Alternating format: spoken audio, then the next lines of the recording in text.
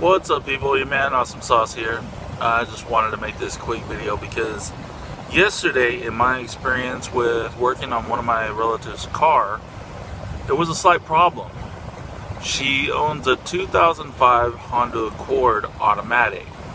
Now, while we were doing some research on one of her motors on her door for the window, the outlet that we were using, the cigarette outlet, we were using that for the power probe, and it turned out that for some reason or another the circuit was not good, and it ended up popping the fuse for the cigarette lighter.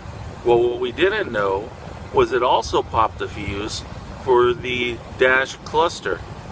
Now, being that her car was an automatic, we immediately knew the cigarette lighter fuse had popped because we obviously had no power from it. So we replaced that one, no problem. However, when she went to leave, she could not get her car to come out of park. Now, the car would started up fine, not a problem. But it would not, the gear selector would not release and let it come out of park to go into reverse, neutral, or drive. So we checked the override.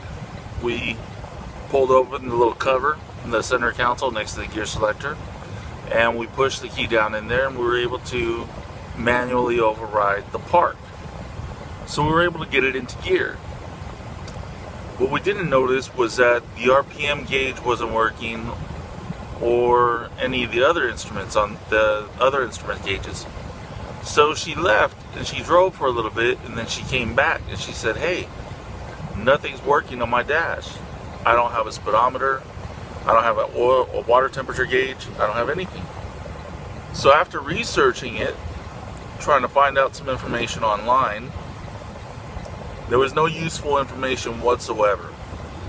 So that's why I made this video.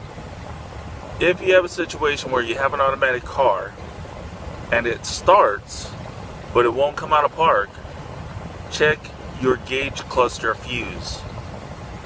And for some reason, on her fuse panel, it didn't say dash cluster or anything like that. It just said meters. Meters. Why the hell? Anyways, after pulling the fuse for the meters, that's where we saw we had a popped fuse. So we replaced the fuse, and then the dash started working again, and guess what happened? The car was able to come out of park, no problem. And she was able to drive just fine. So, 2005 Honda Accord automatic owners, if you're having trouble getting your car to come out of park, make sure that your dash gauges are working. If they're not working, replace the fuse, and that most likely will resolve your issue. Have a good one.